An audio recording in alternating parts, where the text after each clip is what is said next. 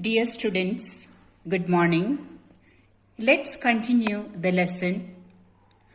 Yesterday we saw the disciple stayed in the city of Foal and became very fat. Then it happened one bright day, a thief broke into a rich merchant's house by making a hole in the wall. He was carrying out his loot. The wall of the house collapsed on his head and killed him on the spot. His brother ran to the king and complained. He told the king that when his brother was pursuing his trade, the wall fell on him and killed him, and he requested to punish the wrongdoer and compensate his family. The king told him not to worry, and at once the owner of the house was summoned. When the merchant arrived, he was asked whether he was at home when the dead man burgled the house. He agreed and told that the dead man broke in and the wall was weak. The king told the wall was weak and it killed the man's brother, and we have to punish you. The merchant said that he didn't put up the wall. It was the fault of the man who built the wall. You should punish him. He further said that the wall was built in his father's time. Now he is an old man who lives nearby. The king's messengers brought the bricklayer, tied his hand and foot. The king asked him whether he built the wall or not. He agreed to it. The king told him that he was responsible in killing the poor man and he would be punished. Before the king could order the execution, the poor bricklayer pleaded, saying that it was not his mistake.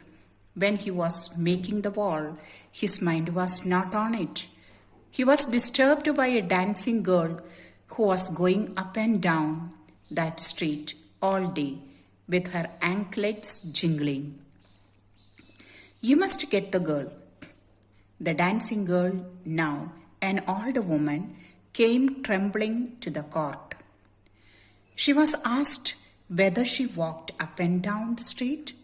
She agreed. She was told that due to her walking, the bricklayer was disturbed to build the wall properly and she would be punished. She thought, and then she said that the goldsmith made her to walk up and down because she had given him some gold to make some jewelry. He was very late, so he told that it was the fault of goldsmith. Therefore, he should be punished. The king said that she was absolutely right. Now we have got the real culprit. Bring the goldsmith here. The bailiffs of the king brought the goldsmith in the court. When he heard the accusation against him, he told that he was right in making the dancing girl to come many times, but it was not my mistake. The rich merchant had ordered to make some jewelry because they had a wedding. He also told that the rich men were so impatient. Therefore, the rich merchant should be punished. The goldsmith was asked so.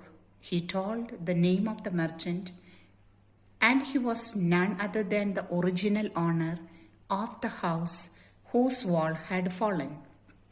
The king thought that the justice had come full circle. The merchant was rudely summoned back to the court. He arrived crying and said that it was not his fault, but his father who ordered the jewelry. He is dead. Dear students, the rest of the story we shall learn tomorrow. Don't forget to complete your homework and send to me. Thank you.